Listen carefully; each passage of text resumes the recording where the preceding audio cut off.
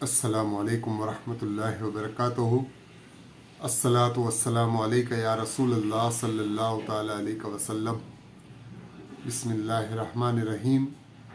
हज 2025 में जाने वाले हाजियों के लिए हज कमेटी का खर्चा कितना होता है, ये जानकारी हाजियों के लिए बहुत ज़रूरी है।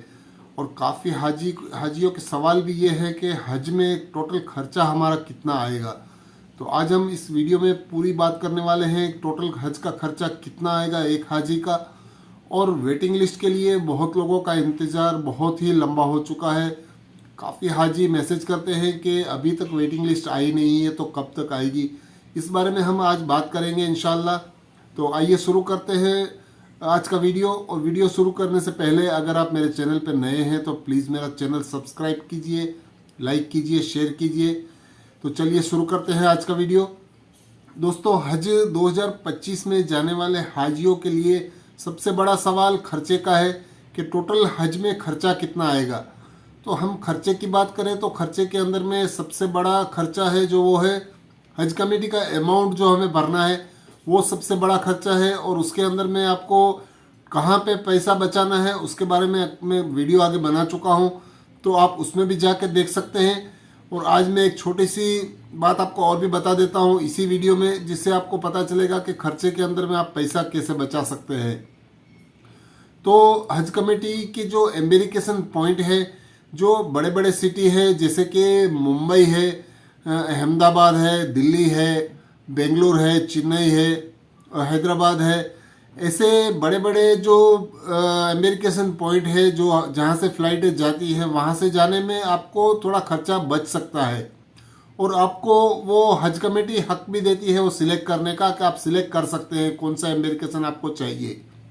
तो उसके लिए अभी थोड़ा टाइम है। आप बाद में हज कमेटी जब ये अनाउंस करेगी या तो उसके लिए आपको एक फॉर्म आएगा, वो भर के देना पड़ेगा कि आपको कौन से एम्बेरिकेशन पॉइंट से जाना है। जो कि आपने फॉर्म भरे हैं उसके अंदर में तो आपने बता दिया है कि आपके स्टेट में से कौन सा आपका जो एम्बेरिकेशन पॉइंट है वो आप जाएंगे। लेकिन अगर आप चेंज करना चाहते हैं तो वो आप चेंज भी कर सकते हैं और चेंज करके जा सकते हैं। इसके लिए हज कमेटी अभी उसका जो टाइम है वो बाद में निकालेगी। उसका फॉर्म वगैरह जो भी होगा वो उसमें आपको भर के देना पड़ेगा। तो उसके लिए आपका थोड़ा खर्चा बच सकता है। जो पिछले साल की हम बात करें तो पिछले साल हज कमेटी का जो सबसे सस्ता अमेरिकन पॉइंट था वो मुंबई था और दिल्ली था, जिसमें 3,30,000 और 3,32,000 के आसपास था, जिसमें अहमदाबाद भी आता है और भी दूसरे सिटी आते हैं। इस वजह से उन लोगों का खर्चा काफ़ी कम था, जिसकी वजह से हाजियों के टोटल अमाउंट रहते हैं उसके ऊपर बहुत ज़्यादा फ़र्क पड़ता है। तो सबसे ज़्यादा खर्चे की हम बात करें तो पिछले साल सबसे ज़्यादा जो था वो विजयवाड़ा का था। और दूसरा एक सिटी है गया, उसका भी बहुत ज़्यादा खर्चा था। इस तरह से बहुत सारे सिटी है जिसके अंदर में 4 लाख के आसपास का खर्चा था। इस वजह से काफ़ी हाजियों का वही मनमुटाव था कि इतना डिफरेंस कैसे आता है हज कमेटी के अमाउंट में। तो ये डिफरेंस होता है जो छोटे सिटी से छोटी फ़्लाइटें रहती हैं, उस वजह से ये डिफरेंस आ सकता है। तो ये आपको अमेरिकन पॉइंट आप खुद सिलेक्ट करते हैं, जिसकी वजह से आपको खर्चा बच सकता है। तो टोटल खर्चे की हम बात करें इस बार, तो टोटल खर्चा आपका कितना आएगा। तो हज का आप एक अंदाज़ा लगाइए कि हज कमेटी को आपको 3.5 से 4 लाख के आसपास पैसा भरना पड़ेगा इंशाल्लाह। और कुर्बानी का आपको कम से कम 15 से 16 हज़ार रुपये कुर्बानी का भरना पड़ेगा। और बाकी खर्चों की हम बात करें तो जो आप खर्चा यहाँ से पैसा लेके जाएंगे, जो रियाल में आप चेंज करवा के लेके जाएंगे, वो खर्चा मिनिमम एक हाजी का 50,000 आप गिन सकते हैं। क्योंकि 50,000 रुपये एक हाजी के लिए ले जाना बहुत ही ज़रूरी है। और 50,000 रुपये का एक्सचेंज रियाल में कन्वर्ट करा के ले जाना ज़रूरी है, क्योंकि वहाँ पे किस चीज़ की ज़रूरत कब पड़ेगी कुछ पता नहीं। काफ़ी हाजियों के बाकी सब तो खर्चे कम रहते हैं, जैसे कि खाना पीना वो यहाँ से ले जाते हैं, बाकी और सब सामान यहाँ से ले जाते हैं। थोड़ा बहुत वेजिटेबल और ऑयल वगैरह का खर्चा और बाकी सब थोड़ा बहुत खर्चा रहता है। और इस वजह से उन लोगों का वहाँ तो ज़्यादा खर्चा नहीं रहता है। लेकिन बड़ी उम्र की होने की वजह से उन लोगों को वहाँ पे तवाफ़ के अंदर में और सही जो कहते हैं, सही के अंदर में उनको कार के छोटी सी कारें रहती है जिसका 50 रियाल या तो 100 रियाल कुछ रहता है। व्हील चेयर का जो रहता है वो 100-150 रियाल रहता है।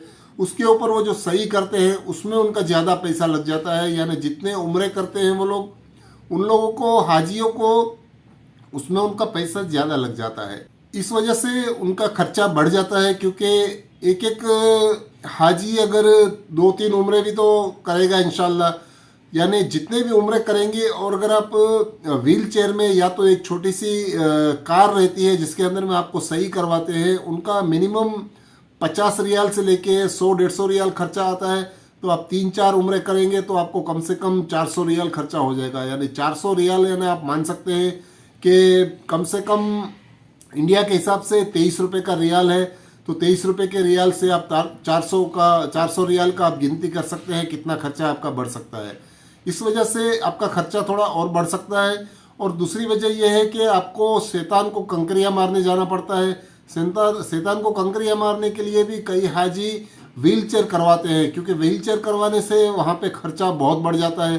रास्ता बहुत लंबा रहता है, जिसकी वजह से 400-500 रियाल, 300 रियाल, वहाँ के जो लोकल लोग रहते हैं वो लोग व्हील चेयर चलाते हैं, जो आपको व्हील चेयर में ले जाके शैतान को कंकरियाँ मार के वापस वहीं छोड़ देते हैं। इस वजह से उसका खर्चा भी आपका बढ़ सकता है। एक हाजी का आप कम से कम 3 दिन जाना पड़ता है कंकरियाँ मारने के लिए। एक दिन का आपका खर्चा अगर आप 500 रियाल गिन लो तो 1500 रियाल यही निकल जाता है। यानी आप अंदाज़ा लगा सकते हैं कि कितना खर्चा एक हाजी अगर चल फिर नहीं सकता उसके लिए कितना आ सकता है। तो नॉर्मल हाजियों की हम बात करें, नॉर्मल हाजी अगर हज करने के लिए जाता है तो उसको कम से कम 50,000 रुपये के रियाल और मैक्सिमम 75,000 के रियाल एक्सचेंज करवा के ले जाने होंगे।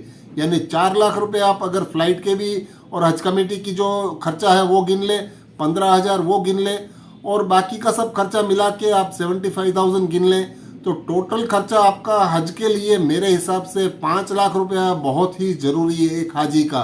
क्योंकि आपको आपके सिटी से आपके एम्बेरिकेशन पॉइंट जाना होगा, वहाँ से फिर रिटर्न में भी आपको आपके फ़्लाइट उतारेगी जो सिटी में, वहाँ से आपके घर जाना होगा। वो सब खर्चा मिला के पूरा टोटल हम बात करें तो एक हाजी का खर्चा मिनिमम 5 लाख रुपए ज़रूरी है। ये अंदाज़ा आप लेके चलें, क्योंकि 5 लाख रुपए हर हाजी के लिए बिल्कुल ज़रूरी और बहुत ही मिनिमम खर्चा है ये। और अच्छी तरह से आपका हज भी हो जाएगा और इंशाअल्लाह कोई तकलीफ भी नहीं आएगी। यानी कि कहने का मतलब ये है कि 4 से 4.25 लाख रुपए आपके हज कमेटी के अंदर निकल जाएंगे। जो आपकी कुर्बानी और हज कमेटी को पूरा पैसा भरना है वो है, और 50,000 रुपये का आपको रियाल एक्सचेंज है, और बाकी का जो ऊपर का जो खर्चा है वो आप गिन लीजिए। यानी पूरा टोटल मिला के आपका 5 लाख का खर्चा आप गिन के चल सकते हैं एक हाजी का। इस हिसाब से मेरा मानना है कि आप अंदाज़ा लगा के चलिए पूरा टोटल हज कमेटी का खर्चा कितना आएगा। और दूसरी हम बात करें वेटिंग लिस्ट वालों की, तो वेटिंग लिस्ट वाले बहुत सारे मैसेज करते हैं, उनको इंतज़ार है अपने वेटिंग लिस्ट के नंबर आगे बढ़ने का। तो इंशाअल्लाह हज कमेटी का वो जो काम चल रहा है वो अच्छी तरह से बहुत ही फास्ट चल रहा है। इंशाअल्लाह थोड़े ही दिनों में हज कमेटी की वेटिंग लिस्ट आ जाएगी। मेरा अंदाज़ा है ये है कि जुम्मे के बाद इंशाअल्लाह आ सकती है ये लिस्ट, और अगर देर होगी तो इंशाअल्लाह मंडे तक तो ज़रूर आ जाएगी। और मंडे तक अगर आ गई तो हाजियों को बहुत सारा क्लियरिफिकेशन मिल जाएगा कि कितने वेटिंग लिस्ट में हाजी आगे बढ़े, कौन से सिटी से कितने हाजी आगे बढ़े, इस तरह से पूरा अंदाज़ा सबको मालूम हो जाएगा इंशाअल्लाह। तो इस तरह से पूरा खर्चा और वेटिंग लिस्ट के लिए आप लोगों का जो इंतज़ार है वो इंतज़ार दोनों ख़त्म हो जाएगा आपका इंशाअल्लाह। और आप अगर वेटिंग लिस्ट में हैं तो अल्लाह से दुआ करिए कि अल्लाह ताला आपका नंबर जल्दी आ जाए। और दूसरी बात यह है कि सब्र करिए, सब्र से काम लीजिए, क्योंकि अभी 2-3 महीने और लगेंगे इंशाअल्लाह। जब तीसरी किस्त हो जाएगी उसके बाद ही आपको पता चलेगा कि आपका जो वेटिंग लिस्ट में नंबर आएगा या नहीं आएगा, क्योंकि आखिरी वक्त तक लोग चेंज करवाते रहते हैं, कैंसिल करवाते रहते हैं, कोई मजबूरियों की वजह से या तो किसी और वजह से। तो हो सकता है आपको होने में देरी लग जाए, इस वजह से आपको इंतज़ार तो ज़रूर करना पड़ेगा, और इस वजह से आपको इंतज़ार की वजह से आपका टाइम लंबा होता जा रहा है। और हज के खर्चे में जो मेन चीज़ है मैं आपको बताना भूल गया, ये चीज़ आपको मैं बताना चाहता हूँ कि आपका जो अगला असली फिगर है वो असली फिगर आपको तीसरी किस्त के बाद ही पता चलेगा। अभी तो सब अंदाज़ा ही लगा रहे हैं, अभी तो सब ये अंदाजे से बात चल रही है कि ये पहली किस्त का 1,30,300 रुपये हमने भर दिया है, दूसरी किस्त में 1,42,000 के आसपास आएगा फिगर, और जब तीसरी किस्त आपकी हज कमेटी को भरने की आएगी उसी किस्त में सबको पता चलेगा कि पूरा टोटल आपका हज का खर्चा कितना है। तो तीसरी किस्त हज कमेटी जब निकालेगी उस टाइम पे ही सबको पता चलेगा, क्योंकि दोनों किस्तें, पहली 2 किस्त रहती है वो ऑल ओवर इंडिया में सेम रहती है। उसके बाद जो तीसरी किस्त है वो अंदाज़ा लगा के हज कमेटी पूरा टोटल बना के किस हज अमेरिकेशन पॉइंट से कितना खर्चा आएगा वो फिगर आउट करके उसके बाद लास्ट अमाउंट वो भरने का रहता है अलग अलग जगहों से।